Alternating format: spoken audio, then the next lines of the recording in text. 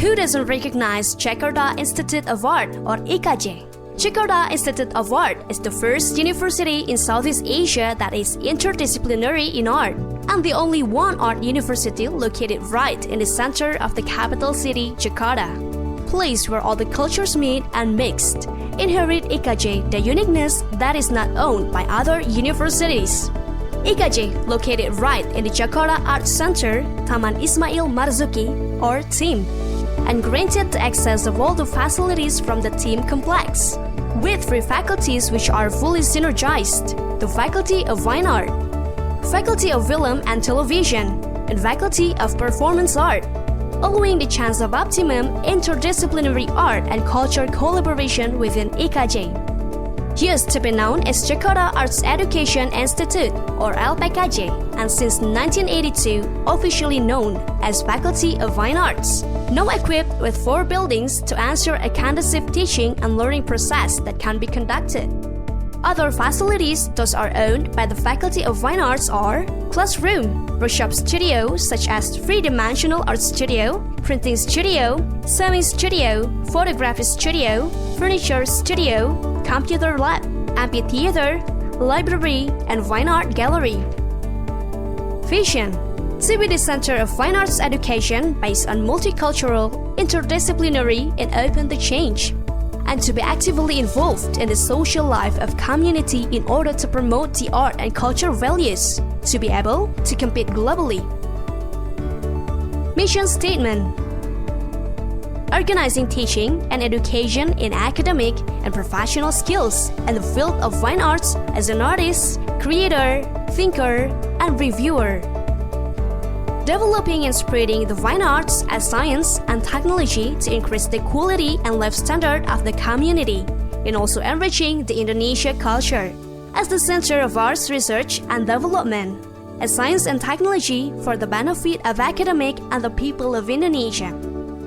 Programs in IKJ's Faculty of Fine Arts are programs of fine arts, program of creative craft industry, program of visual communication design, program of interior design, and program of product design with a major in fashion design. Program of Fine Arts: as an inseparable part of the Faculty of Fine Art, this program emphasizing the development of the students to master the painting, sculpture, and graphic arts in various media collaboratively.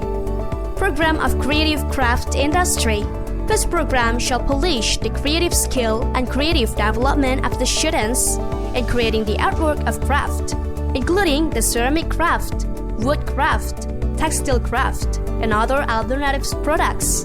The program of Creative Craft Industry aiming the students to be able to develop the creativity skills and the entrepreneurial skills in the craft industry. Program of Visual Communication Design. The program of Visual Communication Design consists of 3 majors, which are Graphic Design Major, Illustration Major, and Multimedia Major. This program is integrating the practice, theory, and research. Students are driven to understand the problems critically and to produce a conceptual problem-solving solution and visual literation approach. Also considering the influence of marketing strategy and how to facilitate the social and cultural changes through the design created. Students should learn and conduct a research and design creation, which the result is the crossing between commercial, expression, and communication aspects. Graphic Design Major, focusing its teaching on the exploration of creation process through graphic language and manage the complex communication problem. Illustration Major, we learn how to understand and to use the skill creatively to communicate the message through visual narration and image sequences. Multimedia Major will develop creativity and knowledge in visual communication field using the online and digital media. Students will learn how to understand the process, the limits, and the specialization of the information and technology-based media. Program of Interior Design. These programs will teach students to understand and to master various of techniques, process, materials, and works procedures to design living spaces, public spaces, or commercial spaces. The teaching of creation process started from the development of ideas, presentation, and design documents. Students will also learn about the materials, interior design history, and furniture accessories. The program of interior design prepares the students to be interior designer that can compete nationally and internationally. Program of product design. This program majoring in fashion design, which preparing the students to be able to design various of apparels and accessories, which nowadays are more acknowledged to be a serious and promising profession. The students will learn to be an independent and professional fashion designer and to create a conceptual fashion design and able to compete in national and international stage. IKJ Faculty of Fine Arts has undergone a lot of cooperation with many parties, from industry, educational institution, national government, and global partners. With more than 100 cooperation in the academic, research, and community service field that has been done by the Faculty of Fine Arts, such as in the field of cultural center and embassy. There are also numbers of awards that has been achieved by the students of IKJ.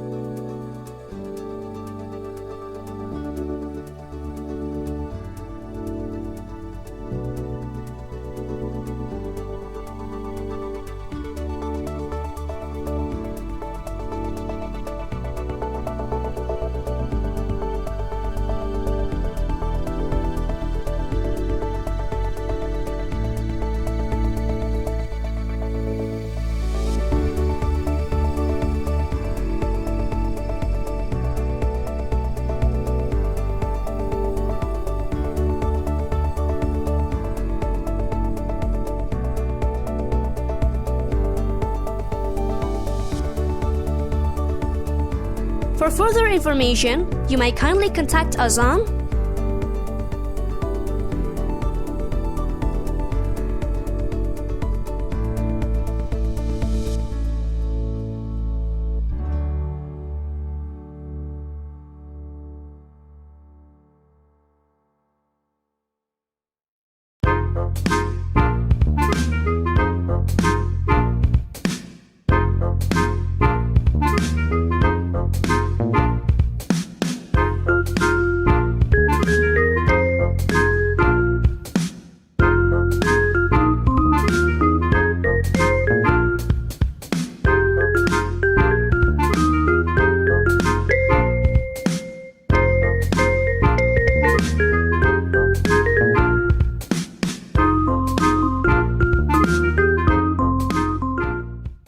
Bapak Ibu, teman-teman keluarga besar Civitas Akademika Institut Kesenian Jakarta yang tahun ini merayakan tahun emas 50 tahun.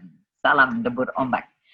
Kita kembali dalam acara Cuap-Cuap Cendekia. Saya host Anda Debra Yatim, dan pada kali ini kita akan cuap-cuap dengan seorang ilustrator, seniman, pelukis, komikus, desainer grafis yang namanya sudah kondang, Muhammad Taufik. Mungkin Anda lebih mengenalnya dengan nama MT. Apa kabar Bung MT? Kabar baik, Kabar baik. Dalam COVID, sehat ya. Dalam COVID jalan terus pekerjaan? Alhamdulillah,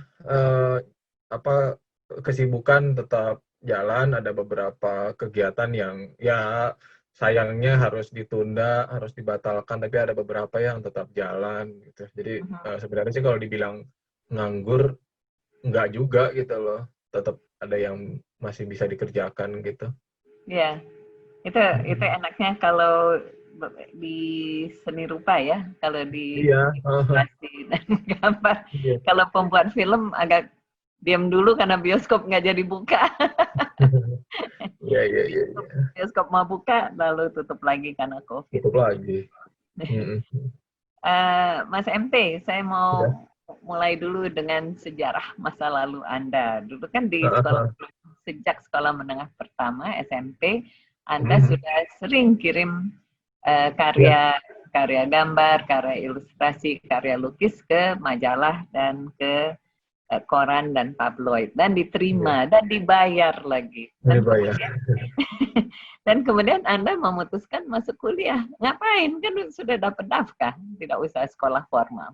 Kenapa Anda memutuskan masuk Institut Kesenian Jakarta? Ya, ini saya jawabnya sambil ini ya, sharing gambar ya. Ini saya share gambar-gambar yang saya bikin waktu saya masih SD. Jadi saya emang dari kecil. Ini SD lagi. Iya, saya seneng ya seperti apa layaknya anak kecil senang menggambar.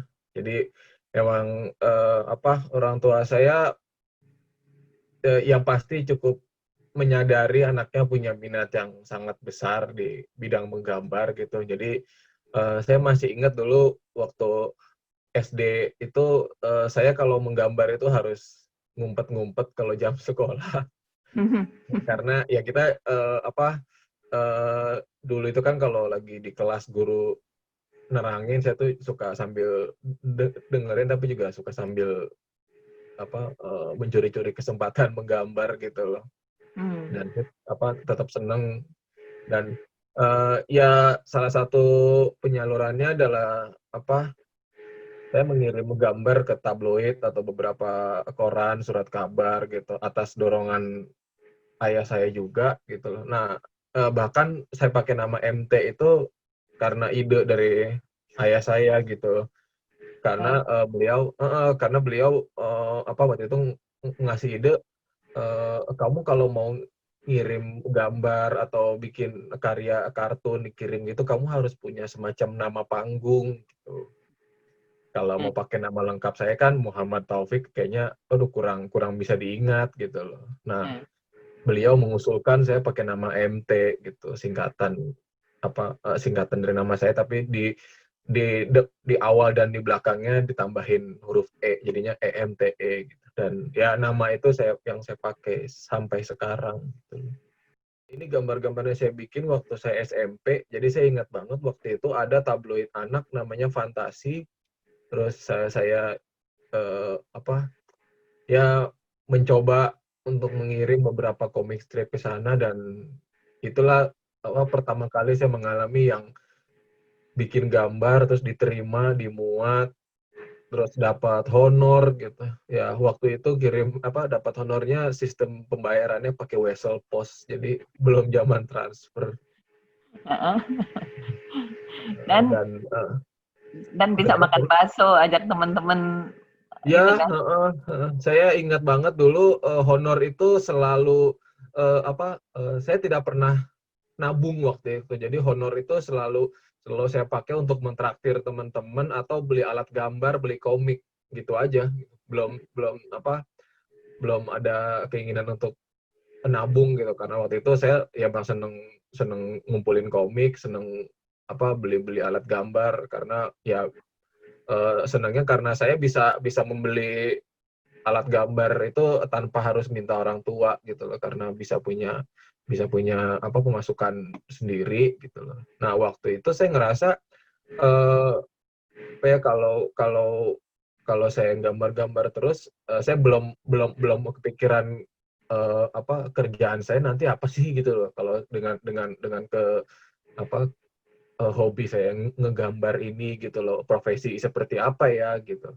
Nah kebetulan waktu itu ayah saya itu pertemanannya itu banyak orang-orang yang emang berkecimpungnya di bidang seni rupa atau sinematografi gitu. Nah jadinya mungkin itu juga yang bikin dia tuh bisa support gitu loh, bisa support ke saya karena dia kurang lebih punya bayangan, oh eh, dengan ngelihat teman-teman saya ya yang profesinya graphic designer, ada yang sutradara, ada yang storyboard artist. Nah, dia tuh jadi bisa punya bayangan, oh kurang lebih kerjaannya akan seperti ini gitu loh. Dan beberapa temennya juga ada yang emang lulusan dari IKJ juga gitu loh. Dan waktu itu juga ya saya sempat diskusi ngobrol sama ayah saya, dia bilang ya kamu coba aja kuliah ke IKJ ambil seni rupa gitu loh, karena ya yang pasti menyalurkan hobi menggambar kamu lebih serius, dan kamu juga jadi belajar tentang seni rupa gitu, jadi bisa punya ilmu lain dan menambah ya pertemanan, networking gitu loh. Itu juga yang bikin karena jujur lulus dari SMA saya nggak punya bayangan mau ambil kuliah apa selain saya cuma pengen nyalurin hobi saya gambar gitu loh. Dan jadi masuk seni rupa dan kemudian ambil komunikasi visual, desain Ya. komunikasi visual. Komunikasi visual. Ini saya perhatikan bahwa gambarnya cukup rumit ya, banyak sekali detail. Dan ya, saya emang kebetulan suka dengan gambar-gambar yang detail gitu loh. Dan pasti menghabiskan banyak waktu, orang lain lagi belajar matematika, Anda sedang cari kesempatan. Ya. Orang tua saya dulu selalu bilang bikin saya diem itu gampang gitu loh. Tinggal kasih pulpen sama kertas udah gitu loh. Saya bisa tenang gambar tanpa harus berisik gitu. Jadi sebetulnya Mas MT adalah orang pertama yang ceritanya memang ingin jadi seniman didukung oleh orang tua. Ini kita sudah dalam jawab cendekia 95% mungkin dulu ketika memilih masuk Institut Kesenian Jakarta ada reservasi dari orang tua karena mikir, aduh kalau anak saya menjadi seniman mau jadi apa nanti selanjutnya. Nah, ketika sudah masuk ke IKJ, apakah Anda kan terus melanjutkan mengirim karya kan ke tabloid dan ke koran? Dan masih berapa? Apakah melihat ada perkembangan atau sebetulnya Anda sudah menemukan bahasa visual yang Anda miliki dan ciri khas sudah diperoleh atau terjadi pengembangan ketika kuliah? Waktu kuliah yang saya rasakan banget adalah saya punya banyak teman-teman yang minatnya sama persis gitu loh. Saya ingat banget waktu itu saya senang gambar komik, dan di IKJ saya ketemu banyak teman-teman yang gambar komik juga dengan style yang beragam juga. Dan di IKJ juga ada komunitas yang seneng komik juga gitu, dari yang seneng gambar, dari yang cuma koleksi, dari yang seneng bikin-bikin cerita, dari yang cuma ngobrolin aja gitu loh. Jadi saya dapat banyak masukan, terutama dari pertemanan, bahwa komik tuh bisa luas gitu, dari dari saya gambar-gambar gitu saya bisa bikin macam-macam gitu loh. Saya ingat banget dulu di IKJ itu saya sama teman-teman yang sesama dari komunitas komik itu, kami sering produksi komik secara gerilya, lalu kami ke kampus-kampus lain untuk ikut ikut acara komik. Jadi kami jualan gitu, terus sama sekali murni karena kami senang berkarya, terus kami memperkenalkan karya yang kami bikin dengan sebebas-bebasnya gitu. Buat saya itu seneng banget gitu loh, karena saya bisa total, bisa full di sini gitu, dapat teman baru, dapat kenalan-kenalan yang ya ajaib-ajaib juga. Ya, seru sih yang pasti. Gitu. Menyenangkan sekali ya. Apa namanya di dalam kuliah, di bangku kuliah, apakah ada mata kuliah yang khusus yang dipas-pasin dengan komik? Kan nggak ada mata kuliah komik kan? secara spesifik membahas komik mungkin enggak, tapi yang pasti ilustrasi itu ada mata Ya, kuliah oke. ilustrasi. Jadi kan bisa dibilang beda-beda tipis ya Hmm. percabangannya gitu, komik dan ilustrasi. Ya ilustrasi juga sebenarnya bisa masuk ke komik karena komik juga mengilustrasikan cerita atau segala kurang lebih kayak gitu. Waktu SD, SMP, SMA siapa komikus yang Anda gemari? Ada yang Eh, khusus atau bermacam ragam? Kalau untuk komikus luar ya saya banyak baca komik-komik terbitan komik-komik Jepang, komik-komik Amerika, komik superhero gitu. Kalau dari lokal saya banyak ngebaca itu komik-komik silat, terus komik-komik humor dan ya beberapa komik strip yang biasa saya baca di surat kabar kayak Dwi Kundoro bikin Panji Koming gitu. Oh ya. Ada Tatang S bikin komik Petruk Gareng gitu. Nah, itu tuh ya lumayan banyak mempengaruhi saya gitu loh. Bikin Hmm. bikin komik tuh bisa ngangkat kehidupan sehari-hari gitu. Kalau dipikir Anda beruntung ya karena seperti Mas Dwi Kun itu kan sendiri banget ya. Dia adalah komikus bukan di belantara di sebuah padang pasir yang tidak ada temannya.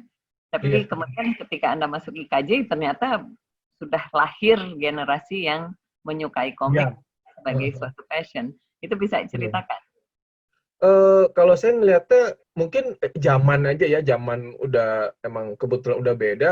Saya lahir, dibesarkan, tumbuh itu di masa-masa di mana kita nih udah menerima banyak pengaruh dari luar dan dalam bentuk komik, film itu udah begitu banyak dengan diaksesnya tuh lebih gampang gitu loh. Kita bangun bangun tidur nonton TV nyariin film kartunnya udah banyak pilihan gitu loh dari kartun Jepang, dari kartun Amerika, Eropa gitu. Terus dari komik kan juga udah banyak pilihan gitu loh. Dan apa eh, saya dulu sering sama teman-teman itu misalnya jalan-jalan ke pasar Senen, ke toko buku bekas, suka sering menemukan komik-komik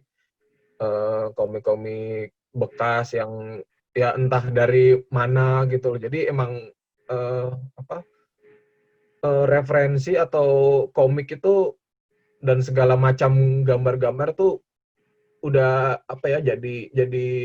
jadi gampang diakses dan bikin orang juga jadi udah lumayan jadi banyak tahu gitu. Oh, komik tuh bisa gini. Oh, komik tuh variannya banyak gitu loh. Makanya itu Hmm. juga yang bikin banyak anak-anak muda ya, itu terutama yang seumuran saya waktu itu banyak yang ingin serius ngegambar, ingin lebih lebih lebih dalam menekuni hobi menggambar gitu. Jadi sesuatu yang bisa ya syukur-syukur bisa jadi profesi.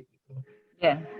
Kemudian Anda menjadi ilustrator, desainer grafis, kadang-kadang Anda lukisan yang dipajang di galeri seni. Tapi apakah Anda tetap menganggap diri Anda komikus pertama dan terutama atau apa? Bagaimana Anda mendefinisikan diri Anda? Kalau saya kalau ditanya melihat diri sendiri, saya lebih suka pakai istilah visual artist gitu. Hmm. Karena buat saya semua yang saya bikin sifatnya visual, dinikmati dengan dilihat, mau itu outputnya berupa komik, ilustrasi di majalah, atau saya bikin mural, terus saya bikin komik gitu. Apalagi sekarang saya bikin komik yang bisa dilihat di Instagram atau di media sosial gitu, banyak bisa diakses banyak orang. Jadi buat saya kayak nggak pernah ada batasan tertentu untuk seseorang itu disebut apa ya gitu. Karena kalau saya ngelihatnya gini, saya nyemplung ke dunia ini tuh sebagai anak yang seneng gambar gitu loh. Jadi buat saya eh, dulu cita-cita saya itu apapun nama profesinya yang pokoknya saya ingin menyalurkan hobi saya menggambar gitu loh. Saya seneng banget gambar gitu. Kalau kalau Kalau dengan menggambar saya bisa bikin komik, saya bisa bikin ilustrasi di majalah, saya bisa bikin ilustrasi kolaborasi dengan orang lain, ya saya menikmati aja pokoknya gitu loh. Yang lebih menarik apa, Mas MT? Bekerja dengan teknik digital atau manual? Kalau saya menarik dua-duanya. Oke. Iya. Kalau harus milih, nggak usah milih. Oh jangan memilih. Kalau saya daripada saya memilih, mendingan saya ngejalanin dua-duanya. Karena ketika saya menjalani dua-duanya, saya punya manfaat lebih banyak dong gitu. Kalau saya menekuni manual, saya juga bisa mempertajam skill, bisa melatih skill juga gitu. Terus kalau saya ngegambar digital, itu juga berarti saya mengikuti perkembangan zaman gitu. Buat saya teknologi itu alat yang bisa membantu saya untuk berkarya, untuk melancarkan saya membuat gambar untuk baik itu pekerjaan maupun berbagai proyek gitu loh. Jadi saya nggak pernah ngerasa harus memilih yang mana atau mana gitu loh. Buat saya sih dua-duanya punya kelebihan masing-masing. Jadi kenapa enggak gitu loh? Karena dengan saya juga nggak mau terjebak jadi orang yang cuma bisanya manual aja, atau cuma terjebak jadi orang yang cuma fokus ngegambar digital aja tapi ngelupain hal-hal basic yang seperti menggambar manual gitu. Jadi buat saya dua-duanya penting gitu loh. Kenapa enggak dijalanin aja dua-duanya gitu loh. Kalau seorang seniman muda yang baru lulus kuliah gitu, dan dia harus memilih, sebaiknya dua-duanya juga ditapaki. Iya, dua-duanya. Karena gini, kalau saya kan dari awal masuk IKJ itu terus terang saya sih realistis aja ya gitu. Saya cuma saya pengen hobi gambar saya bisa jadi profesi yang bisa mendatangkan income, kenapa enggak gitu. Apalagi itu bisa jadi sesuatu, bisa jadi profesi yang bikin saya mandiri, bisa bikin saya bisa melakukan banyak hal. Jadi ketika saya masuk IKJ terus bisa melakukan banyak hal dari komik dan segala macam, ya buat saya itu jadi jadi bekal juga buat saya terjun ke industri gitu loh. Karena emang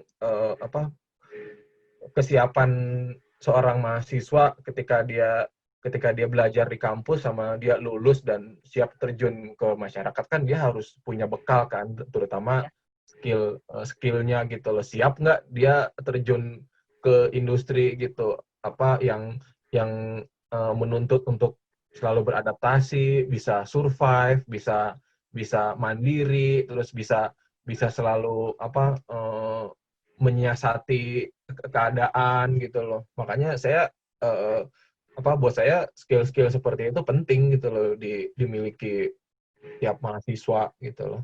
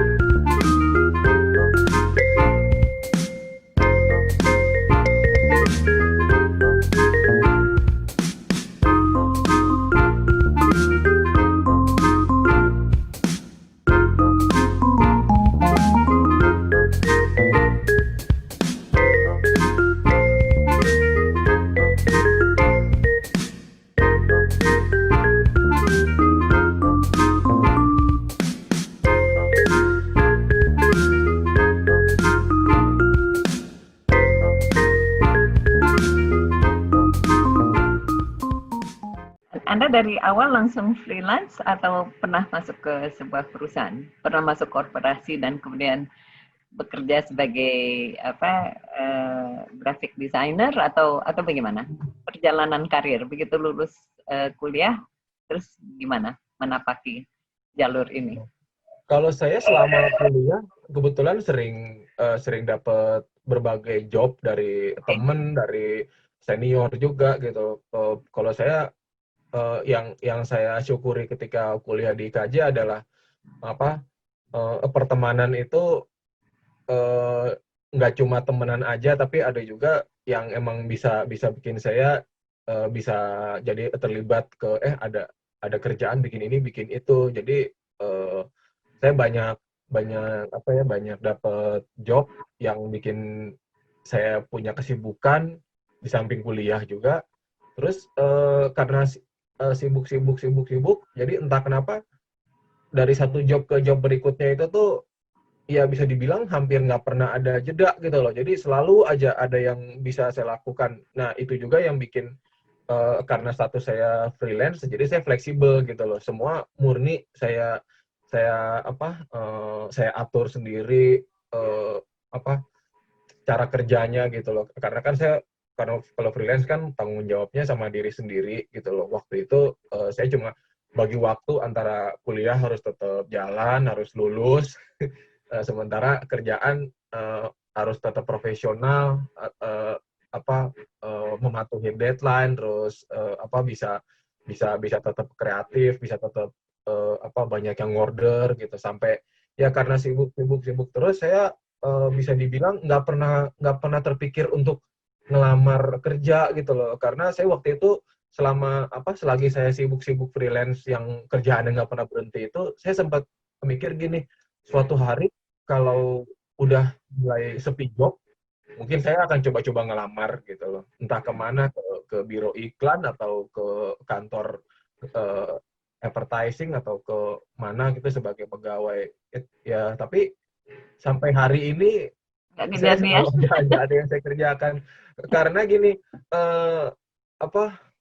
buat saya jadi seniman atau apalah itu kita harus bisa mandiri, harus jangan tergantung sama orang luar yang ngasih job gitu loh. Kita juga harus kreatif nyiptain sendiri gitu loh. Itu juga yang bikin saya juga bisa adaptasi, bisa selalu survive, karena ya saya di samping ngerjain kerjaan yang sifatnya pesanan gitu loh, saya juga rajin bikin proyek-proyek sendiri, bikin produk sendiri gitu loh. Jadi itu juga yang bikin saya selalu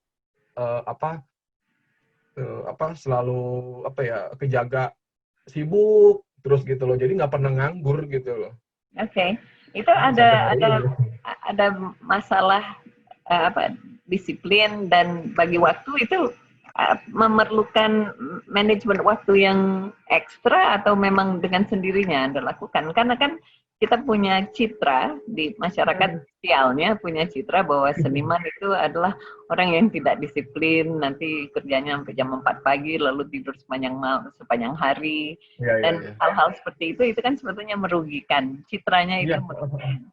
Anda bagaimana mengatur waktu? Waktu itu ada kesulitan tidak? Ya, image itu juga mungkin sering kita dengar gitu. Kalau buat saya gini, ketika saya kuliah di IKJ dan saya mulai banyak kesibukan, dapat kerjaan segala macam, saya emang waktu itu punya bikin semacam skala prioritas gitu loh, bahwa saya mau walaupun status saya freelance, saya pengen tetap profesional gitu loh. Saya nggak mau punya punya gaya hidup tertentu yang bikin saya dicap nggak disiplin atau kena stigma tertentu kalau saya nih stereotipnya tuh pasti urakan sembarangan gitu loh. Kalau saya emang dari awal nggak memposisikan saya seperti itu, karena apa ya, mungkin karena faktor ya terus terang sih karena faktor ekonomi juga gitu loh, karena saya buat saya dapat kerjaan yang bisa bikin saya mandiri itu saya bersyukur banget gitu loh, dan saya harus tanggung jawab gitu loh. Saya waktu itu saya ingat banget ketika saya mulai punya penghasilan sendiri selama kuliah itu, saya cuma saya harus pelan-pelan mulai belajar ngatur waktu, terus mulai menabung. Saya harus tanggung jawab, bisa membayar kuliah pakai uang sendiri, jadi bisa nggak harus selalu minta orang tua gitu. Dan itu juga yang bikin saya jadi harus belajar untuk memanage waktu gitu loh. Yang paling kerasa banget itu emang waktu zaman saya kuliah, saya eh, kerja sampai larut malam, begadang-begadang itu masih kuat gitu loh. Ya Ya. maklum masih muda ya gitu. Semakin kesini saya rasa kayak saya nggak bisa terus-terusan kayak gini gitu. Karena emang ya dari segi kesehatan kan juga nggak baik ya gitu loh. Ya. Begadang apapun alasannya gitu. Mau mau mau mau dibilang kalau makin larut malam itu inspirasi makin lancar, makin enak kalau dipakai kerja, makin enak emang. Ya emang gitu. Cuma saya juga harus mikir gitu. Jangan terus-terusan kayak gitu karena ya pada akhirnya kan badan kita juga bisa keganggu sama saya pengen ngerasa lebih seimbang aja gitu loh antara pekerjaan sama kehidupan pribadi sama tetap harus jaga kesehatan gitu. Jadi emang ya semakin kesini mesti punya mesti disiplin dalam mengatur waktu. Oke, jam segini sampai jam segini saya kerja. Kalau emang bisa saya lanjutkan besok, ya udah saya istirahat gitu loh. Karena buat saya ya badan saya juga berhak untuk istirahat gitu loh, dan tetap olahraga, tetap makan sehat gitu loh. Apalagi lagi masa-masa pandemik ini kan kita harus tetap jaga kesehatan gitu loh, tapi Iya. juga harus tetap maksimal bikin karya, harus tetap profesional dalam bekerja gitu loh. Kalau saya emang dari awal emang mau serius, mau disiplin gitu loh, karena buat saya status saya freelance ini kan bikin saya bisa eksis atau bisa dikenal orang atau orang mau kerjasama sama saya kan karena saya punya nama baik yang harus saya jaga gitu loh. Itu juga yang bikin saya harus disiplin, mudah dihubungi, jaga kerjasama dengan klien itu harus baik gitu loh. Itu yang harus saya jaga terus gitu. Makanya saya harus ya mesti disiplin gitu loh untuk itu. Terima kasih untuk sharingan itu. Kita kembali ke medium komik yang kemudian Anda eksplorasi lebih jauh tahun 1993 kalau nggak salah. Dan lalu karya Anda kan memiliki spektrum tema yang luas sekali, dari komik advertorial sampai yang underground juga Anda kerjakan. Pada tahun 2018 lalu lahir komik Guguk yang seminal, yang menarik perhatian orang ramai. Bisa ceritakan latar belakang pelahiran? Saya sambil share sedikit ya. Oke, ini buku komik yang saya bikin tanpa dialog. Judulnya Guguk. Diterbitkan oleh penerbit Gramedia. Lalu ya sekarang saya lagi dalam tahap mengerjakan buku ketiga. Ini yang hijau ini buku kedua. Ya Guguk itu lahir karena gini, awalnya itu kan saya sering bikin cover buku gitu loh. Karena sering bikin cover buku, penerbit tuh suka editor-editor itu suka nanya gitu, kamu nggak mau bikin buku yang murni bikinan kamu sendiri gitu? Iya, kamu kan gambarnya bagus gitu, kenapa nggak nyoba gitu, masa mau ngerjain pesanan terus gitu. Saya pikir iya juga ya gitu kan, saya udah lama bikin cover buku, terus saya udah kenal baik dengan penerbitnya, terus penerbitnya punya punya distribusi yang oke, terus kenapa enggak gitu, ini kan kesempatan baik gitu. Akhirnya saya ingat itu komik yang saya bikin waktu zaman saya kuliah gitu loh.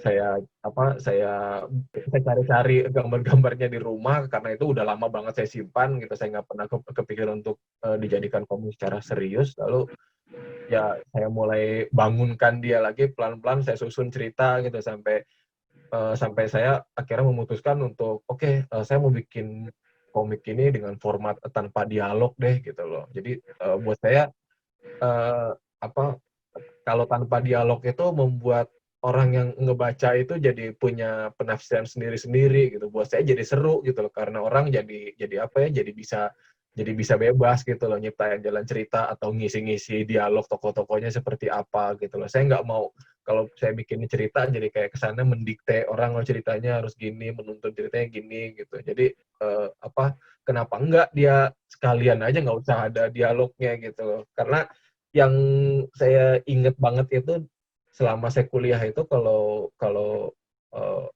sedang ngebahas ilustrasi atau komik selalu dibilang komik itu kan gambar yang bertutur, gambar yang bercerita gitu loh. Jadi teks itu sifatnya hanya membantu gitu loh, tapi dia emang yang kita nikmati itu kan si gambarnya gitu loh. Makanya iya ya gitu, kenapa nggak sekalian aja nggak usah ada teksnya gitu. Tapi ya dan itu tantangannya adalah saya mesti bisa membuat gambar-gambar itu juga lebih lebih bercerita, lebih punya narasi yang bisa bikin orang tuh bisa memahami jalan ceritanya seperti apa gitu, walaupun mereka tetap saya bebaskan untuk menafsirkan gitu. Dan ya alhamdulillah sampai sekarang saya tetap enjoy bikinnya terus lanjut terus. Target audience yang Anda bayangkan siapa? Penikmat Guguk itu siapa yang Anda bayangkan? Target kalau target kalau yang secara spesifik mungkin mereka yang seneng komik, seneng ngayal-ngayal, seneng seneng baca komik tanpa mempermasalahkan mau bahasa apa gitu loh. Ya buat saya nggak ada istilah tua muda ya gitu karena yang penting jiwanya sih gitu. Kalaupun ada anak kecil yang seneng baca buat saya oke banget gitu. Kalaupun ada orang dewasa yang bisa menikmati saya juga seneng gitu. Macam-macam sih, beragam kalau target. Saya malah lebih suka gitu. Macam-macam, segala umur. Oke. Kan belakangan setelah ada manga dan kemudian ada komik dari mana, negara lain mana yang kita, kan kebanyakan manga ya yang mempengaruhi yang dari Jepang. Itu ada yang menggunakan teknik yang tanpa teks ini juga yang Anda ada. Kalau komik Jepang saya ingat banget dulu waktu saya SMP itu saya pernah beli komik manga judulnya Gong. Dia itu tokohnya Oke. Dia judulnya Gong, judul aslinya sih Gon. Cuma ketika diterbitkan di Indonesia judulnya di Gong. Dia itu tokohnya dinosaurus dan jalan ceritanya ya dia dengan segala binatang itu macam-macam dan itu dibuat tanpa dialog gitu loh. Buat saya waktu itu wah ini berani banget nih komik gitu, bisa terbit tanpa dialog gitu. Nah waktu itu saya juga jadi punya masukan bahwa komik tuh bisa dibikin tanpa dialog gitu loh. Jadi kita bisa menikmati gambar tanpa ada dialog tokoh, tapi kita bisa ngikutin ceritanya gitu loh. Oh maksudnya gini. Oh kalau dia marah, kalau dia jalan gini. Oh kalau dia lagi mau menuju ke temennya bikin gestur badannya gini. Nah itu juga jadi bikin saya belajar untuk bisa menceritakan gitu berarti saya harus belajar tentang cara gestur, ekspresi tokoh-tokohnya gitu. Di luar komik tapi ternyata Mas MT juga punya wawasan sosial yang mendalam karena sering sekali ada ilustrasi yang Anda kerjakan di luar komik ternyata yang mengandung kritikan sosial yang cukup tajam. Itu bisa diceritakan juga. Itunya tuh muncul dari kotak lain di dalam pikiran atau lagi lewat di bawah jembatan lalu lihat sesuatu lalu lahir inspirasi, bagaimana? Bisa ceritakan? Kalau dibilang ngeritik saya juga nggak tahu sih ngeritik apa enggak ya. Saya sih yang pasti ini saya banyak dapat inspirasi itu kan kadang-kadang dari hal-hal di sekitar gitu loh. Jadi ya kadang hal-hal di sekitar itu bikin saya juga jadi suka bertanya-tanya gitu, kenapa ya begini ya gitu, kok ininya gini sih gitu. Dan karena saya suka bertanya atau saya terkadang nggak setuju sama sama hal-hal tertentu, ya apa cara saya buat ngomong itu makanya saya bikin ilustrasi gitu. Makanya saya tuangin ke cerita yang komik-komik yang saya bikin gitu. Kayak kayak misalnya kenapa kalau orang-orang kan sering nanya kenapa sih tokoh-tokoh yang ada di komik Guguk itu selalu punya fisik yang sebenarnya nggak enak dilihat gitu loh. Kenapa gigi-giginya harus kayak gitu. Dan kalau buat saya sih apa gimana ya? Eh Kalau ketika saya nggambar buat buat media atau kemana-kemana itu kan ada semacam pakem yang harus diikutin kalau gambar orang harus enak dilihat atau bikin nyaman. Sementara ketika saya lagi ngelihat di sekitar sebenarnya ada hal-hal yang sebenarnya nggak bikin kita nyaman gitu loh. Tapi kenapa dia nggak boleh digambar gitu loh? Kenapa enggak sih gitu? Jadi kayak gitu-gitu loh. Oke, oke. Dan Anda melakukan eksplorasi dan Anda tahu bahwa itu tidak akan komersial kan, itu tidak. Mas MT tahu banget bahwa itu tidak komersial. Lalu itu tidak ada ketakutan bahwa itu akan mematikan pasar. Lalu pasar, oh ini orang sekarang tiba-tiba kurang melihat wawasan komersialnya dan ini kita ngeri sekarang menggunakannya. Itu akan nggak ada ketakutan hal itu akan terjadi. Enggak sih, saya nggak itu. Saya nggak pernah terlalu ambil pusing apa kata orang. Soalnya emang saya juga kan ngegambar gini. Saya tuh punya kayak dua sisi gitu loh. Ketika saya harus komersil, saya tahu menempatkan diri, tapi ketika saya lagi berkarya, saya juga pengennya bebas gitu loh. Saya punya ide yang ingin saya bikin, ya saya bikin gitu loh.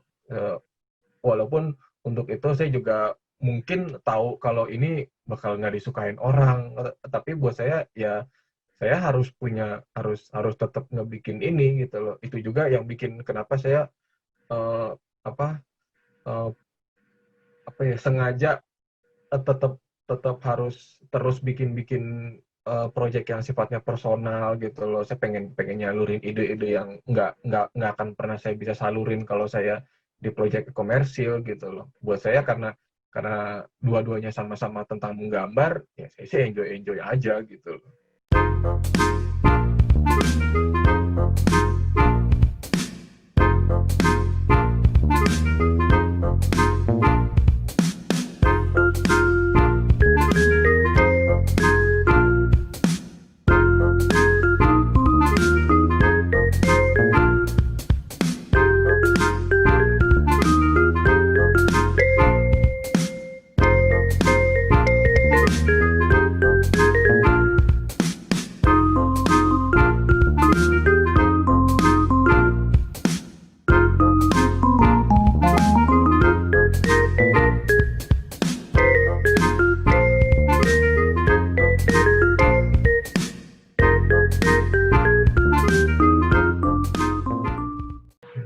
Mas MT pernah bikin desain untuk scarf ya, untuk siapa ada Oh, ya. lalu Bricks asal Italia, lalu ada merek Patrick Owen, itu bisa cerita gitu. Oke. Gimana? Mendapat order seperti itu bagaimana? Itu karena networking yang pasti. Saya ngegambar itu salah satu keuntungannya adalah saya bisa kerjasama dengan pihak lain, dengan brand, dengan fashion designer. Dia benar-benar nggak pernah kebayang bisa kerjasama dengan pihak lain yang bisa menggunakan gambar saya untuk jadi medium yang hasilnya untuk berbagai keperluan atau tujuan gitu loh. Beda buat saya itu pengalaman yang sangat berharga gitu loh. karena oh ternyata gambar bisa jadi gini gitu, ternyata saya bisa kolaborasi gitu, ternyata saya bisa ngegabungin ide saya ngegambar sama orang lain yang disiplin ilmunya berbeda dengan saya gitu loh. Ya saya bisa kolaborasi dengan fashion designer Patrick Owen, waktu itu bikin koleksi untuk tahun 2015. Ya tentu tentu saja senang karena saya bisa memperluas memperluas gambar saya bisa masuk ke area fashion gitu, bisa punya kenalan baru dari kalangan fashion, terus bisa bisa dapat kesempatan untuk diperkenalkan ke event-event fashion yang dulu saya nggak pernah kebayang gambar saya bisa masuk ke area itu gitu loh. Terus eh, tahun 2017 juga pernah kolaborasi dengan Giordano gitu. Semua orang udah tahu itu brand terkenal, brand besar. Terus saya pernah kolaborasi bikin scarf dengan tema lomba-lomba 17-an gitu. Dan ketika ada beberapa teman yang make juga, wah saya seneng banget. Saya bikin gambar buat di koper ya gitu. Itu merek Brix dari Itali karena waktu itu mereka baru pembukaan toko di kota Casablanca, dan di situ bikin charity event penggalangan dana bekerja sama dengan Yayasan Pita Kuning untuk kanker ya, penanggulangan kanker. Nah di situ juga pengalaman yang berkesan juga buat saya karena saya dari dari hobi saya menggambar, saya bisa kolaborasi dengan pihak lain dan bisa terlibat ke sebuah acara penggalangan dana untuk membantu orang lain gitu loh. Buat saya itu wah ya nggak kebayang sama rasanya kayak ya bangga, seneng, terharu gitu karena gila cuma gambar itu ternyata bisa berguna buat orang lain gitu loh. Dan yang bikin saya seneng juga waktu itu koper itu dilelang, laku tiga-tiganya, dan murni 100% dari hasil penjualan lelang itu disumbangkan ke Yayasan Pita Kuning gitu. Jadi ya buat saya sebagai seniman juga jadi ngerasa oh saya ternyata nggak cuma gambar yang dapat keuntungan buat hidup saya sendiri, tapi ternyata saya juga punya punya kontribusi ke sosial gitu loh. Ternyata gambar yang saya bikin ini bisa bisa bisa ikut ngebantu orang lain gitu loh yang mungkin saya nggak kenal gitu, tapi saya ya senang aja gitu bisa bisa kontribusi gitu loh. Anda bisa diseleksi bagaimana mekanismenya? Ada yang mengajukan atau bagaimana? Dari pihak brandnya emang udah sudah cukup mengikuti rekam jejak perjalanan berkarya saya. Jadi mereka juga tahu saya dulu sering membuat gambar untuk berbagai media, terus gambar saya udah banyak yang kenal gitu loh. Jadi juga bisa jadi ketika di acara mereka memperkenalkan saya sebagai seniman, ya kurang lebih orang udah tahu gitu bahwa iya kita berkolaborasi dengan lokal artis gitu kan dari Indonesia bernama Muhammad Taufik atau biasa dipanggil MT gitu. MT bikin karya di koper ini gitu. Kolaborasi sama kita. Jadi ya prosesnya mereka yang memilih saya, lalu kami ngobrol untuk mekanisme acaranya gimana, terus teknis pengerjaannya seperti apa gitu. Ya diskusi gitu sih sampai akhirnya ya jadi dan sampai ke acara. Itu sulit nggak? Kan ada ukuran, ada materi yang harus dipertimbangkan atau bagaimana ininya? Kan yang kertas bukan kanvas kan?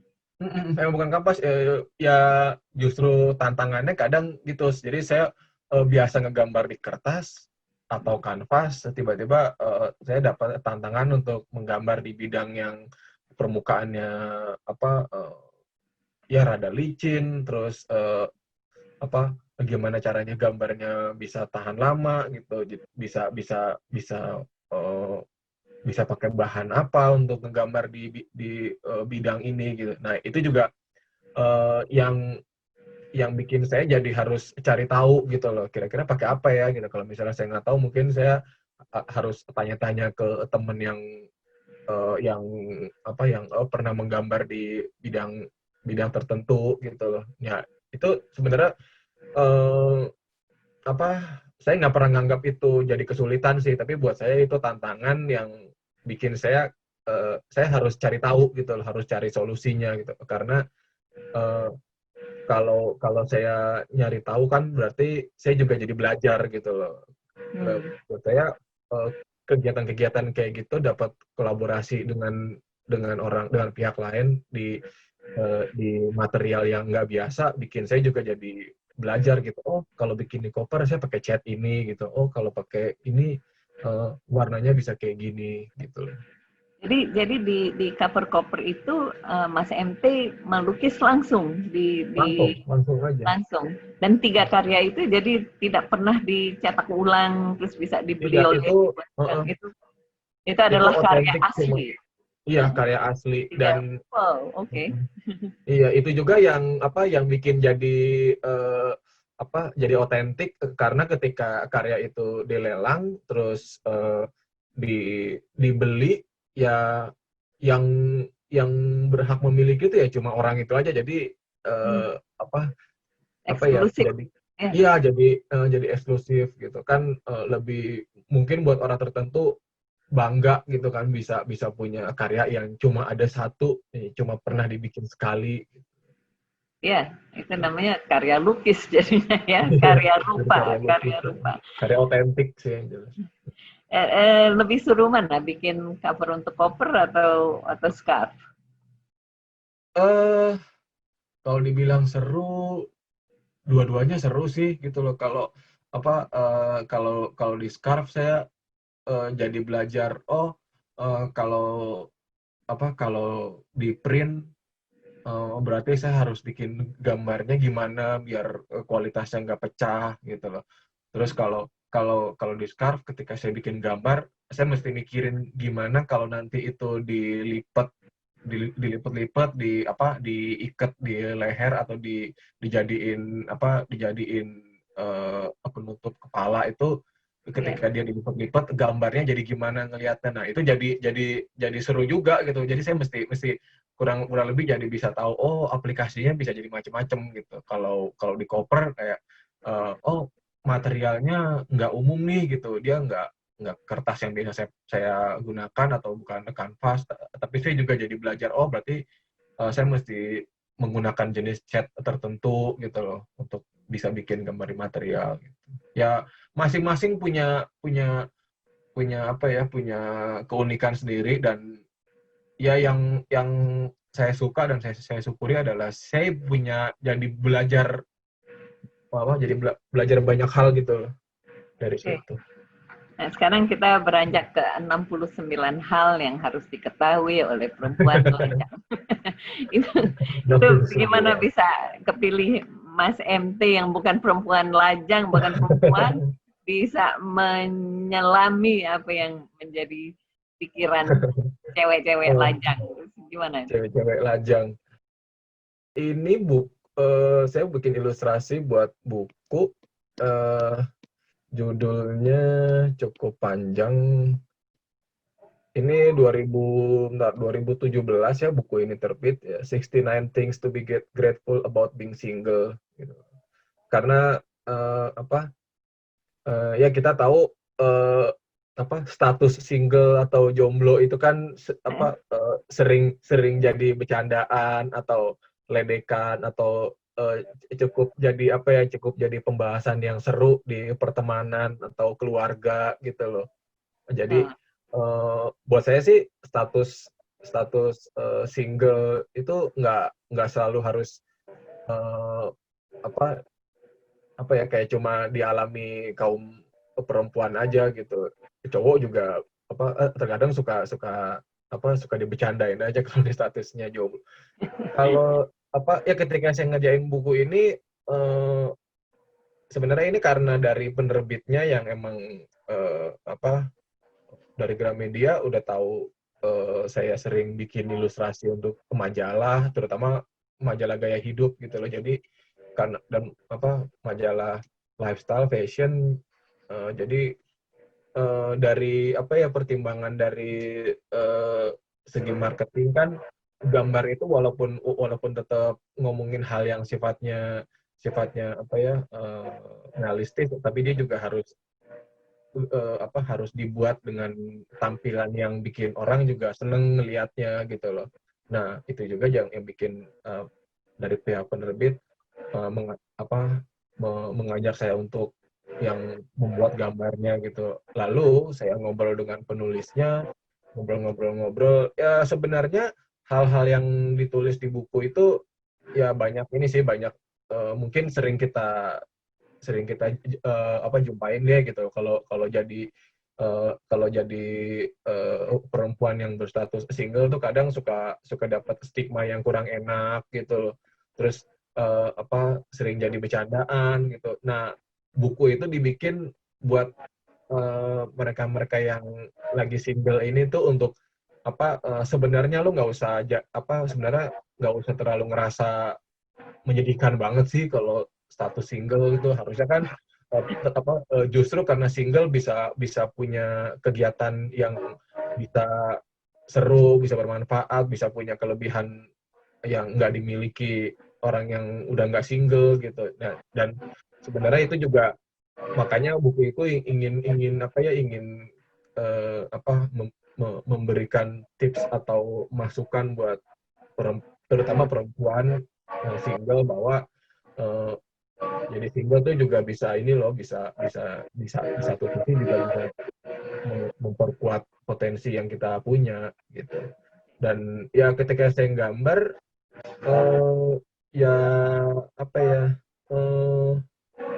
saya juga kurang lebih sedikit berhayal, misalnya saya yang jadi orang yang single gitu rasanya gimana ya gitu.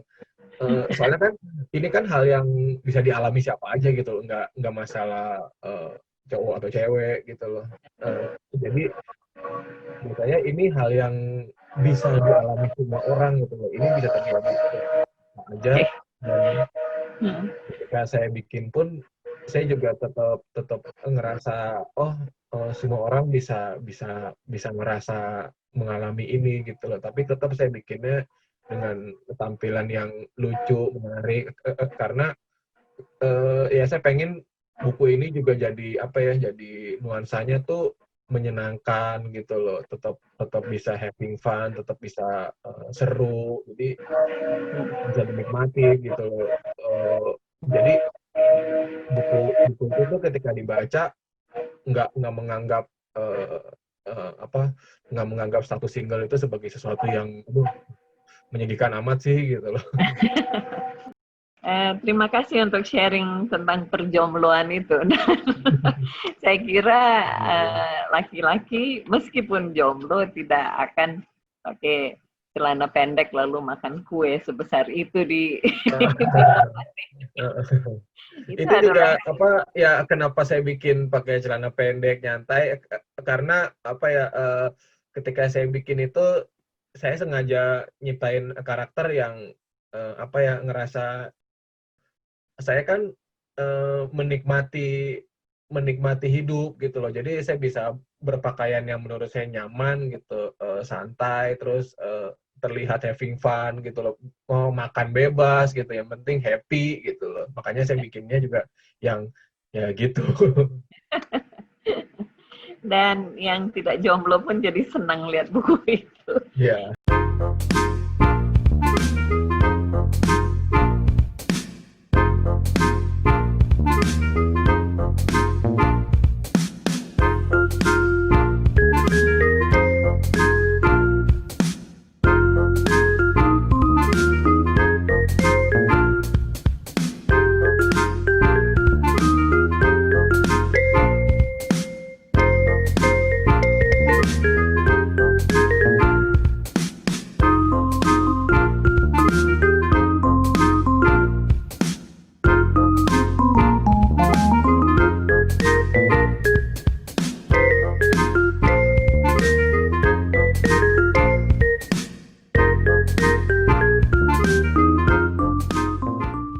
Kita beranjak ke karya Anda yang cukup berat, cukup bikin mengenyitkan kening oleh yang menonton, yang melihatnya.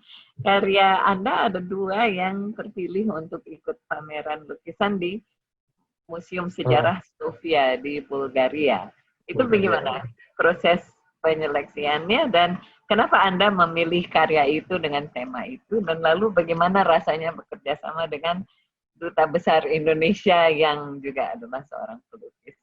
Iya, saya ingat waktu itu saya awal Januari 2019 itu kebetulan baru saja berpameran bersama 15 seniman Indonesia juga di Sydney, Australia. Nah, Hmm. pulang dari sana, tiba-tiba saya dihubungi Mas Bambang Toko, dia kurator dari Jogja gitu. Saya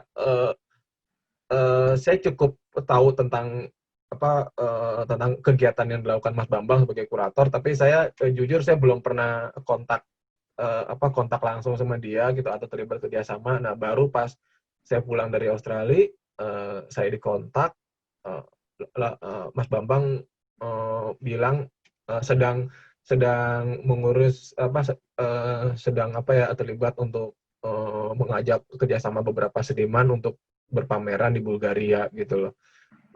Nah, dia memilih saya sebagai salah satu seniman. Waktu itu dia bilang ya karya saya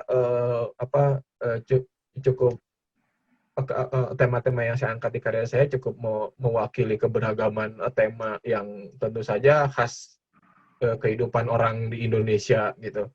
Nah, jadi itu juga yang jadi alasan dia ngajak kerjasama saya sebagai seniman. Lalu ya proses kerjasamanya kami berdiskusi, kami mengobrol tentang teknis sih terutama karena kan ini saya juga harus bertanya kira-kira saya harus bikin berapa banyak karya dan ukurannya kira-kira berapa yang harus saya bikin gitu. Saya ada karya yang ukurannya segini, terus ya kami berdiskusi gitu sampai akhirnya ya saya bikin karya 2. Oke, saya sharing ya.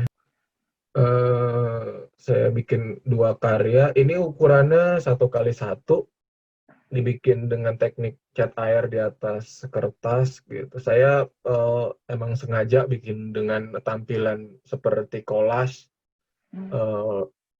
eh, karena buat saya collage itu seperti kita lagi menyusun kejadian-kejadian yang sifatnya sepele, kejadian kecil, tapi itu eh, apa menjadi bagian dari cerita kita gitu loh, eh, apa buat menjalani hidup gitu.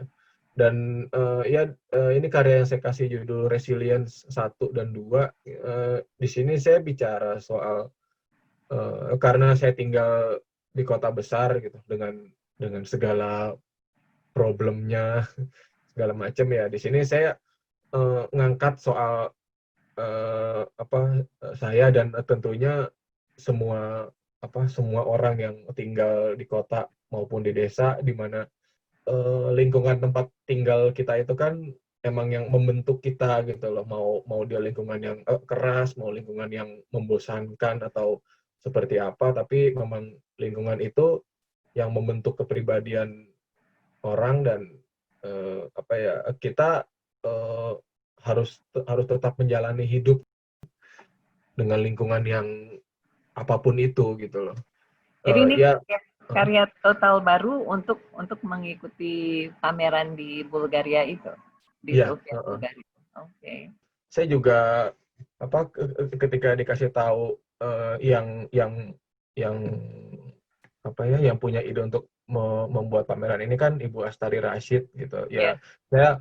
Saya mengenal beliau sebagai pelukis tapi juga sekaligus seingat saya dia dosen juga di IKJ gitu, meskipun saya belum pernah belum pernah diajar langsung sih karena kan beda ini ya, beda jurusan ya gitu. Kalau nggak salah Mas Ari kan seni murni, sementara saya di desain gitu loh.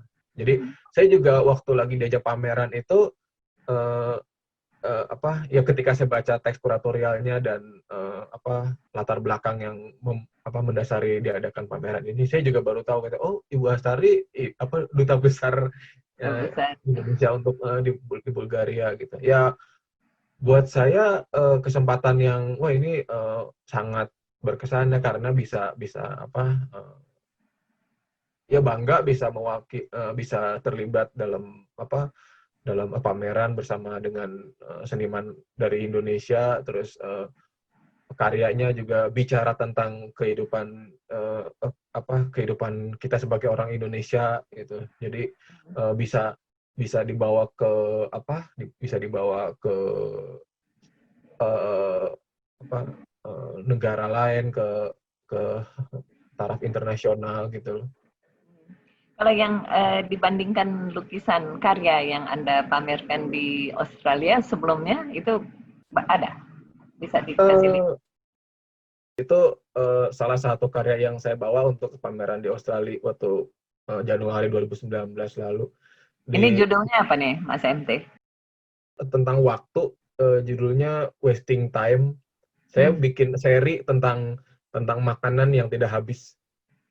Oke. Jadi waktu itu saya bikin seri lukisan dari ada yang ukuran ya 30 kali 40 sampai 1 kali 1 meter, semua eh, menggambarkan apa ya apa menggambarkan suasana piring-piring kotor di cucian piring atau di meja makan yang tidak habis dimakan atau sudah habis gitu. Saya lebih waktu itu saya lebih ngobrolin soal waktu sih gitu loh. Ini sebenarnya kalau saya berkarya, saya kan ngomong tentang kegelisahan saya pribadi gitu loh. Ini saya ngomongin soal kecenderungan kita semakin hari gitu loh, waktu yang kita punya nih semakin dikit, tapi yang harus kita lakukan nih banyak gitu loh. Dan apalagi sekarang dengan kehadiran sosial media dan teknologi yang menuntut orang nih harus selalu beradaptasi dengan cepat, ritme hidup tuh juga jadi cepat terus gitu. Kadang kita juga ngos-ngosan mau ngikutin, tapi kalau nggak ngikutin tapi kita ketinggalan gitu loh. Nah, saya tuh metaforanya itu seperti kita lagi makan gitu loh. Kita apa jadi yang harus kita makan itu jumlahnya sekian, tetapi karena waktu yang kita punya nggak cukup, pada akhirnya kita ya makanannya nggak pernah dihabisin gitu. Oke, menarik. Dan berapa karya yang Anda bawa ke Australia kala itu? 9. 9. Oke. 9. Nah, nasibnya apa? Karya-karya itu diambil orang atau menjadi menjadi milik galerinya atau bagaimana? Iya, dipamerkan di galeri di Sydney. Ya alhamdulillah dari 9 terjual 3. Oh, oke deh. Terjual 3. Yang satu dibeli teman kuratornya, yang satu lagi dibeli teman, yang satunya lagi ada dibeli satu kolektor gitu loh. Jadi ya lumayan. Ya, yang Resilience 1 and 2 itu apa nasibnya? Itu udah sudah dikembalikan ke saya, sekarang sudah ada di rumah. Si lukisan itu sudah dikirim dari Bulgaria karena waktu itu emang biasanya kalau pameran itu kan tidak memprioritaskan sebuah karya itu untuk dijual gitu, walaupun kalaupun ada yang berminat ya kenapa enggak, boleh aja, tapi waktu itu emang lukisannya tidak terjual dan ya dikembalikan. Tapi buat saya nggak tujuan saya ikut pameran bukan soal kejual apa enggak, tapi ya ikut bisa berkarya dan bisa dipamerkan. Buat saya sebagai seniman sih itu sih udah cukup gitu. Udah hebat sebetulnya. Mas MT, ini pertanyaan terakhir. Kita kini menghadapi ada perubahan lanskap dari kesenian, dari seni murni, dan lalu dari bidang komunikasi visual, dan juga hari ini kita menghadapi COVID-19 yang mengubah cara berpameran, cara bergerombol, kan seluruh penikmat kesenian kan harus menikmati kesenian dengan bergerombol. Dan lalu peran Institut Kesenian Jakarta di dalam lanskap yang berubah ini menurut Anda bagaimana? Sebagai orang yang sudah berkecimpung di dalam bidangnya dan sudah sukses dan bisa menelusuri apa-apa yang Anda sukai sebetulnya, tidak dipaku di satu metode saja. Menurut Anda hendaknya bagaimana sebuah institusi kesenian Jakarta berlaku untuk mencetak para pelaku di masa mendatang? Ya kalau sebagai institusi yang pasti kita juga jadi mau nggak mau kan dipaksa untuk beradaptasi nih gitu. Dipaksa untuk beradaptasi ya, emang kalau saya ngelihatnya hikmah yang bisa diambil adalah ya seni dan kehidupan itu kan jalan terus gitu, dinamis. Terkadang ada hal-hal yang kita nggak nyangka, oh ternyata bisa kayak gini, tapi kita juga harus bisa adaptasi gimana cara menyesuaikan bisa tetap jalan terus, dan walaupun menyesuaikan dengan keadaan gitu loh. Ya kita juga tentunya tahu itu kan situasi sekarang kan terus terang mengubah banyak hal gitu loh, terutama dari cara komunikasi orang gitu. Saya juga sampai hari ini masih nggak percaya, gila ya, ada wabah yang bikin orang itu nggak boleh ketemuan secara fisik gitu loh. Ya, gimana itu ya, agak edan ya kalau dipikir. dibilang gila ya, iya, tapi dibilang serem juga sih gitu. Kayak gila ya, orang itu sampai nggak boleh untuk bergerombol gitu, sementara kita sebagai seniman atau pekerja kreatif itu kan gimana ya, mengadakan pameran atau jangankan pameran gitu, harusnya kita ngobrol-ngobrol seperti ini kan akan lebih enak kalau kita ngobrol langsung kan gitu. Kita berada satu ruangan, duduk bareng, ada moderator, terus kita ngobrol, mungkin banyak yang nonton saat ini, terus mungkin yang nonton kita bisa lempar sesi tanya jawab gitu, kita bisa diskusi secara langsung gitu, saling ngerespon atau apa. Tapi kan karena sesuatu dan lain hal, ya hari ini kita berdiskusi lewat media yang bernama Zoom. Jadi ya yang paling saya rasakan adalah ya sebagai seniman mau nggak mau emang harus beradaptasi ya gitu. Gimana kita tetap bisa berpameran walaupun medianya sekarang online gitu loh. Beberapa teman-teman saya sesama seniman juga sudah mulai ada beberapa yang bikin pameran secara virtual gitu loh. Ya terlepas dari pro dan kontra, banyak yang bilang aduh nggak nyaman nontonnya gitu loh, pengen nggak bisa ngerasain dimensi sebuah karya gitu, nggak bisa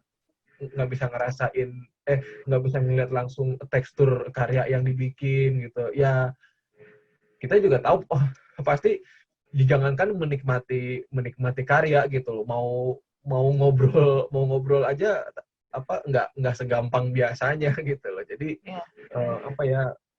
kalau saya sih melihatnya ini harus kita ini lagi proses gitu loh, lagi proses gimana cara emang hidup tuh harus pinter-pinter beradaptasi sih gitu. Kalau sebagai institusi ya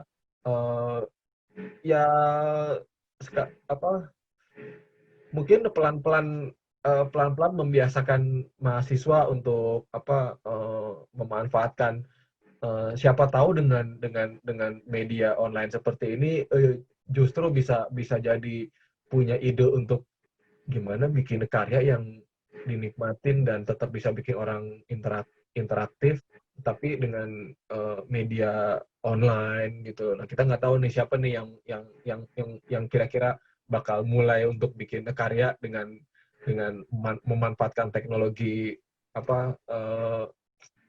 ngobrol via online gini nih. Tapi ya pasti ya adaptasi sih gitu. Iya, kita tak ada lain ya. Karena saya bayangkan pola belajar mengajar saja sudah berubah kan. Kesenian kan hanya bisa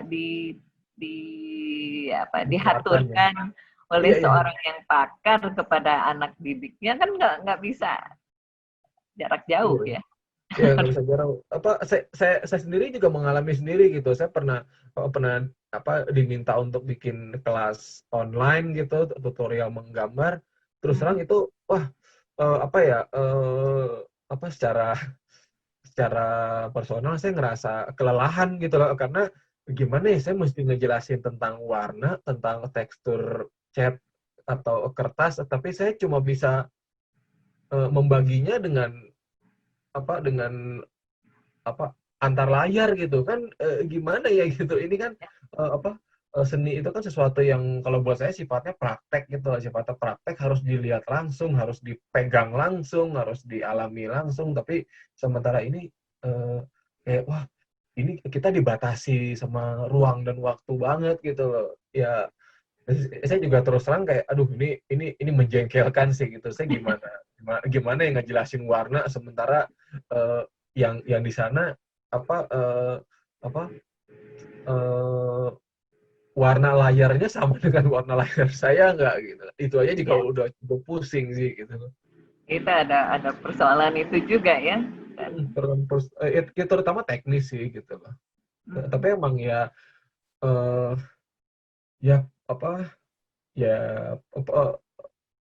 proses sih gitu loh. Ini kita harus sambil terus belajar, terus adaptasi. Ini emang daripada kita cuma ngomel-ngomel terus nggak karuan sampai cuma nebak-nebak sampai kapannya COVID ini, sampai kapan ini wabah ini. Ya emang kita tinggal mesti cari cara gimana caranya tetap bisa berkarya walaupun dengan situasi kayak gini gitu. Kalau dari kemarin-kemarin yang sudah saya lakukan, saya sempat terlibat dengan beberapa teman untuk bikin karya yang diaplikasikan menjadi masker, bisa dijual, lalu hasil penjualannya kita jadikan kita donasikan dalam bentuk pakaian untuk para tim medis gitu. Jadi kita sumbangkan ke beberapa rumah sakit. Jadi ya buat kami para seniman atau pekerja kreatif, ya itu juga salah satu cara kita juga untuk beradaptasi bahwa sekarang keadaan membuat banyak orang kehilangan pekerjaan, keadaan membuat tenaga medis butuh pasokan perlengkapan yang itu juga butuh biaya gitu. Apa yang bisa kita lakukan ya oke, kita bisa bikin karya, terus ada temen yang bisa mewujudkan itu jadi hal yang oke, kita bikin masker. Sekarang hari gini semua orang butuh masker, semua orang pasti akan beli masker. Kita jualan masker, kita bikin kita galang dana, terus nanti hasil penjualannya kita alokasikan jadi APD atau perlengkapan buat tim medis gitu. Jadi emang ya sambil jalan juga sih gitu. Itu ya contoh kecil. Ya, tapi pasti besar artinya. Iya, pasti. Oke, Mas MT, waktunya sudah pas 60 menit sebagaimana kita janji. Terima kasih banyak atas waktunya, atas sharing sama-sama dan sharing gambar-gambarnya. Nanti mudah-mudahan kita bisa ketemu di lain kesempatan. Iya, semoga bisa ketemuan langsung ya. Beneran. Bisa. Oke. Semoga saya juga bisa ngelihat langsung scarf-nya. Oke. Nanti habis ini saya tunjukkan. Oke, thank you. Saya tutup dulu. Siap, sehat selalu. Pemirsa Cuap-Cuap Cendekia, terima kasih atas waktu Anda mendengarkan cerita Cuap-Cuap Cendekia dari seorang cendekiawan, praktisi, dan visual artist lulusan IKJ, Muhammad Taufik, yang lebih dikenal dengan nama MT. Sampai jumpa dalam acara Cuap-Cuap Cendekia yang berikut. Salam debur ombak.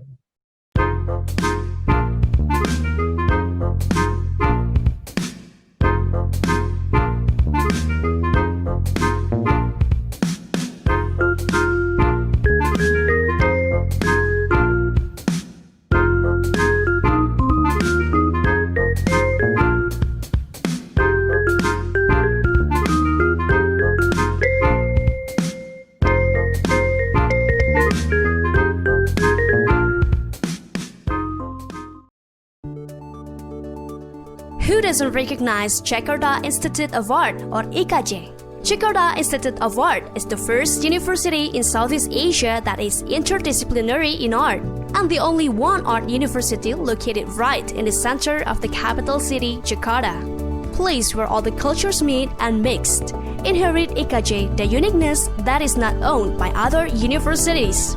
IKJ, located right in the Jakarta Arts Center, Taman Ismail Marzuki, or TIM, and granted to access of all the facilities from the TIM complex, with 3 faculties which are fully synergized: the Faculty of Fine Art, Faculty of Film and Television, and Faculty of Performance Art, allowing the chance of optimum interdisciplinary art and culture collaboration within IKJ. Used to be known as Jakarta Arts Education Institute or LPKJ, and since 1982 officially known as Faculty of Fine Arts, now equipped with 4 buildings to ensure a conducive teaching and learning process that can be conducted. Other facilities those are owned by the Faculty of Fine Arts are classroom, workshop studio such as 3-dimensional art studio, printing studio, sewing studio, photography studio, furniture studio, computer lab, amphitheater, library, and fine art gallery. Vision: to be the center of fine arts education based on multicultural, interdisciplinary, and open to change, and to be actively involved in the social life of community in order to promote the art and culture values, to be able to compete globally. Mission statement: organizing teaching and education in academic and professional skills in the field of fine arts as an artist, creator, thinker, and reviewer. Developing and spreading the fine arts as science and technology to increase the quality and life standard of the community, and also enriching the Indonesia culture as the center of arts research and development, as science and technology for the benefit of academic and the people of Indonesia. Programs in IKJ's Faculty of Fine Arts are programs of fine arts, program of creative craft industry, program of visual communication design, program of interior design, and program of product design with a major in fashion design. Program of Fine Arts. As an inseparable part of the Faculty of Fine Art, this program emphasizing the development of the students to master the painting, sculpture, and graphic arts in various media collaboratively. Program of Creative Craft Industry. This program shall polish the creative skill and creative development of the students in creating the artwork of craft, including the ceramic craft, wood craft, textile craft, and other alternative products. The program of Creative Craft Industry aiming the students to be able to develop the creativity skills and the entrepreneurial skills in the craft industry. Program of Visual Communication Design. The program of Visual Communication Design consists of 3 majors, which are Graphic Design Major, Illustration Major, and Multimedia Major. This program is integrating the practice, theory, and research. Students are driven to understand the problems critically and to produce a conceptual problem-solving solution and visual literation approach. Also considering the influence of marketing strategy and how to facilitate the social and cultural changes through the design created. Students should learn and conduct a research and design creation, which the result is the crossing between commercial, expression, and communication aspects. Graphic Design Major focusing its teaching on the exploration of creation process through graphic language and manage the complex communication problem. Illustration Major. We learn how to understand and to use the skill creatively to communicate the message through visual narration and image sequences. Multimedia Major will develop creativity and knowledge in visual communication field using the online and digital media. Students will learn how to understand the process, the limits, and the specialization of the information and technology-based media. Program of Interior Design. These programs will teach students to understand and to master various of techniques, process, materials, and works procedures to design living spaces, public spaces, or commercial spaces. The teaching of creation process started from the development of ideas, presentation, and design documents. Students will also learn about the materials, interior design history, and furniture accessories. The program of interior design prepares the students to be interior designer that can compete nationally and internationally. Program of product design. This program majoring in fashion design, which preparing the students to be able to design various of apparels and accessories, which nowadays are more acknowledged to be a serious and promising profession. The students will learn to be an independent and professional fashion designer and to create a conceptual fashion design and able to compete in national and international stage. IKJ Faculty of Fine Arts has undergone a lot of cooperation with many parties, from industry, educational institution, national government, and global partners. With more than 100 cooperation in the academic, research, and community service field that has been done by the Faculty of Fine Arts, such as in the field of cultural center and embassy. There are also numbers of awards that has been achieved by the students of IKJ.